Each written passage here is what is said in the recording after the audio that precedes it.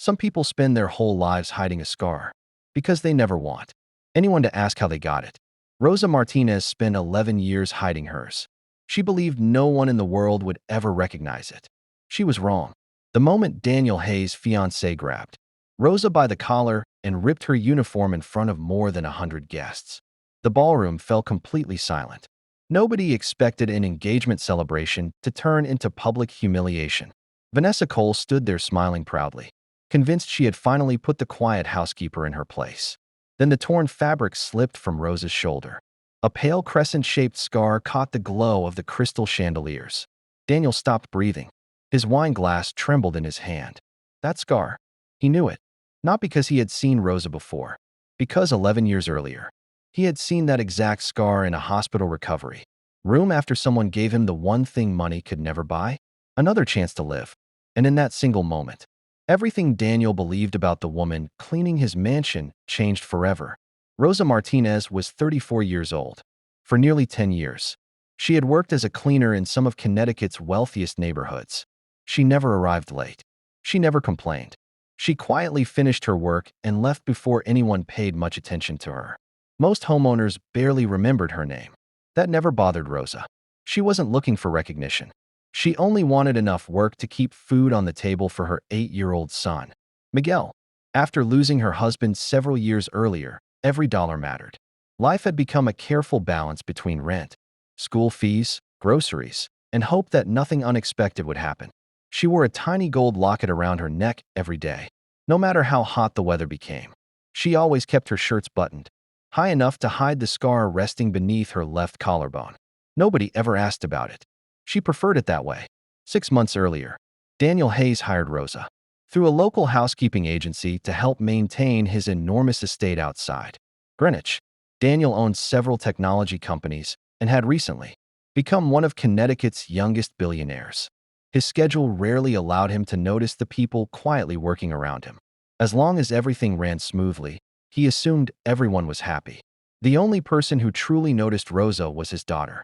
8-year-old Lily Hayes adored her. Whenever Rosa arrived, Lily abandoned her toys just to follow her around the house. "You make the best hot chocolate," Lily often said with a smile. Rosa always laughed. "And you drink too much of it." Daniel sometimes watched them from his office window. It reminded him of simpler days before business meetings, investors, and endless responsibilities had taken over his life. If there was one person who disliked Rosa from the beginning, it was Vanessa Cole. Vanessa wasn't simply Daniel's fiancée. She acted as though the mansion already belonged to her. She corrected the staff over the smallest mistakes. She expected perfection, and she believed kindness made people weak. To Vanessa, Rosa wasn't a person. She was just another employee who could easily be replaced. Whenever guests visited, Vanessa deliberately criticized Rosa's work loud enough for everyone to hear. "If you're going to polish silver," she'd say coldly, "at least do it properly." Rosa never answered back. She simply apologized and continued working. The other employees admired her patience. Lily hated seeing it. One afternoon, Lily watched Vanessa accidentally knock an expensive crystal vase from a shelf. The vase shattered across the marble floor. Without hesitation, Vanessa pointed toward Rosa. "Clean up your mess." Rosa quietly knelt beside the broken glass without defending herself. Lily frowned. "Daddy," she whispered later that evening, "Miss Rosa didn't break it." Daniel looked toward the hallway where Rosa was sweeping the pieces into a dustpan. For a moment, he considered saying something. Instead, he sighed. I'm sure it wasn't a big misunderstanding. But deep down, he wasn't sure at all. The night of the engagement party arrived with everything Vanessa had dreamed of. Luxury cars lined the circular driveway. A string quartet played beneath crystal chandeliers. Business executives, politicians, and some of Greenwich's wealthiest families filled the Hayes mansion. Every detail had been planned for months. Vanessa wanted the evening to be unforgettable. She had no idea it would be, just not for the reason she expected. Before the first guests even arrived, she gathered the household staff in the kitchen. "I don't want a single mistake tonight," she said sharply. "If anyone embarrasses me, they'll be looking for another job tomorrow." Everyone nodded. Everyone except Rosa. She simply smiled politely and continued arranging the serving trays. Vanessa noticed. "Did you hear me?" "Yes, ma'am," Rosa answered softly. "Good." Vanessa turned away. For some reason, Rosa's calmness always irritated her. The evening began perfectly. Champagne flowed. Music echoed through the ballroom. Guests congratulated Daniel and Vanessa while photographers captured every smile. Lily wandered through the crowd wearing a small blue dress, proudly introducing Rosa to anyone who complimented the decorations. "This is Miss Rosa," she said happily. "She helped make everything beautiful." Rosa smiled shyly. "You helped too." Daniel noticed the exchange and couldn't help smiling. It was one of the few peaceful moments he had experienced in weeks. Then everything changed. A waiter carrying a tray of red wine lost his balance after another guest stepped backward. Several glasses tipped over. One splashed across the bottom of Vanessa's white designer gown. The room fell silent. Vanessa stared down at the stain. For 2 long seconds, nobody spoke. Then her eyes locked onto Rosa. "You did this." Rosa blinked in confusion. "I'm sorry. You distracted him. I wasn't even close to. I saw you." Several guests exchanged uncomfortable looks. Everyone had seen Rosa standing on the opposite side of the room. But no one wanted to challenge the future Mrs. Hayes. Rosa lowered her head. "I'm sorry your dress was ruined." Vanessa stepped closer. "So that's it? That's all you have to say?" Daniel finally walked over. "Vanessa, I don't think this was Rosa's fault." Vanessa forced a smile. "Oh, really? You think I'm lying?" Daniel hesitated. He hated public arguments, especially tonight. That single moment of hesitation was all Vanessa needed. She grabbed Rosa by the front of her uniform. "If you can't do your job," her voice echoed through the ballroom, "then you don't deserve to wear this." With one violent pull, the fabric ripped. Buttons scattered across the polished floor. Someone gasped. A wine glass slipped from a guest's hand and shattered. Rosa instinctively covered herself. But it was too late. The torn fabric exposed the upper part of her shoulder. Under the ballroom lights, that a long crescent-shaped surgical scar became visible. Daniel froze. His face lost all color. His breathing became uneven. He stared at the scar as though he'd seen a ghost. "No," he whispered. "It can't be." The room was completely silent. Vanessa looked around, confused. "What?" Daniel slowly stepped toward Rosa. His eyes never left the scar. "I know that scar." Rosa's expression changed instantly. Fear replaced surprise. She quickly tried pulling the torn fabric back over her shoulder. "It doesn't mean anything." Daniel shook his head. "It means everything." 11 years earlier, he had lain in a hospital bed fighting leukemia. His doctors had almost given up hope. Only one compatible bone marrow donor had been found. A young woman. Someone who refused money. Someone who refused recognition. Someone who disappeared before he ever had the chance to say thank you. After the surgery, one of the nurses briefly mentioned the donor would carry a small, crescent-shaped scar beneath her collarbone for the rest of her life. Daniel had never forgotten those words. He looked into Rosa's tear-filled eyes. His own voice trembled. "Were you?" He swallowed hard. "He one who donated your bone marrow?" Rosa closed her eyes. For several seconds, she couldn't answer. When she finally spoke, her voice was barely above a whisper. "I never wanted you to know."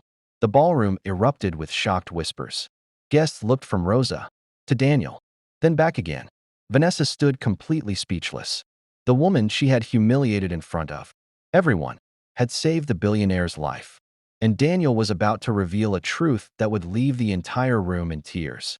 For several long seconds, no one moved. No one spoke. The only sound inside the ballroom was the soft music still playing in the background. Daniel stared at Rosa as if the entire world had disappeared around them. "You saved my life," he whispered. Rosa slowly lowered her eyes. "I didn't do it so anyone would remember me." Daniel felt his throat tighten. "For 11 years I've searched for you. I wrote letters to the hospital. I even offered rewards. They always told me the donor wanted to remain anonymous." Rosa managed a small smile. "Because I wasn't looking for gratitude. I only wanted you to live." Daniel's eyes filled with tears. He remembered lying in a hospital bed at 26 years old, too weak to walk, watching his mother cry beside him. Doctors had already warned them to prepare for the worst. Then a miracle happened. A complete stranger agreed to donate bone marrow. A woman who never asked for money, never asked for recognition, then quietly disappeared. Without her, there would have been no company, no mansion, no engagement party, no Lily, nothing. Daniel looked around the ballroom before turning back to Rosa. "Everything I have, my daughter, my business, my entire life, it exists because of you." Rosa shook her head gently. Please don't say that. I simply did what I believed was right. Daniel took a slow breath. No, you gave me 11 years. And tonight, my fiancé repaid you by humiliating you. The room fell silent once again. Vanessa finally found her voice. Daniel, I didn't know. I swear, I didn't know. Daniel looked at her calmly. You're right. You didn't. But you never cared enough to find out who she was. Vanessa stepped closer. It was an accident. I lost my temper. Please, don't do this here. Daniel slowly reached for her left hand. For one brief second, Vanessa believed he was forgiving her. Instead, Daniel carefully slid the engagement ring from her finger. I can't marry someone who treats kindness like weakness. Vanessa stared at the ring resting in Daniel's palm. Her face turned pale. Daniel, you can't be serious. I've never been more certain. The ballroom remained completely silent as Daniel placed the ring into his pocket. Our engagement is over. No one defended Vanessa. Not a single guest. She looked around the room, hoping someone would speak. No one did. Without another word, she picked up her purse, turned, and walked out of the mansion alone. The front doors closed behind her. No one followed. Daniel turned back toward Rosa. Then, to everyone's surprise, he slowly knelt in front of her. The billionaire, who owned one of Connecticut's largest technology companies, knelt before the woman who had once cleaned his floors. Thank you. His voice broke. I've waited 11 years to say those words. Tears rolled down Rosa's cheeks. You don't owe me anything. I know. Daniel smiled. But I owe you everything. Little Lily ran across the ballroom. She wrapped both arms around Rosa. I knew you were special. Rosa laughed through her tears and hugged the little girl tightly. So are you. Many of the guests quietly wiped their eyes. Even the musicians had stopped playing. The following Monday, Daniel canceled every meeting on his schedule. Instead, he drove Rosa to the bank himself. Together, they paid every medical bill that had followed her since. The bone marrow donation years earlier. Daniel insisted it wasn't charity. It was a debt that should have been paid long ago. A week later, he met Miguel after school. The shy 8-year-old had no idea why this billionaire wanted to speak with him. Daniel smiled. Your mother gave me a future. I'd like to help build yours. He created a college scholarship in Miguel's name that would cover his education from that day until graduation. Rosa tried to refuse. Daniel gently interrupted her. Please, you gave without expecting anything. Allow me to do the same. For the first time in years, Rosa accepted help without feeling ashamed. Life changed in ways none of them expected. Rosa never wore a housekeeper's uniform again. Instead, Daniel invited her to help lead the charitable foundation he had created years earlier for leukemia patients in O. One understood courage better than she did.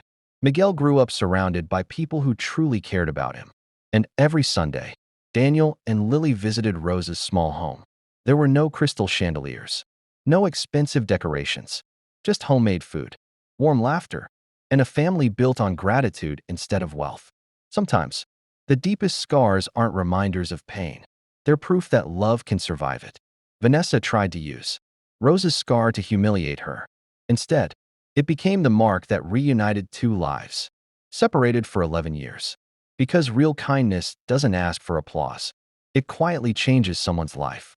And sometimes, years later, it comes back to save your own. The end.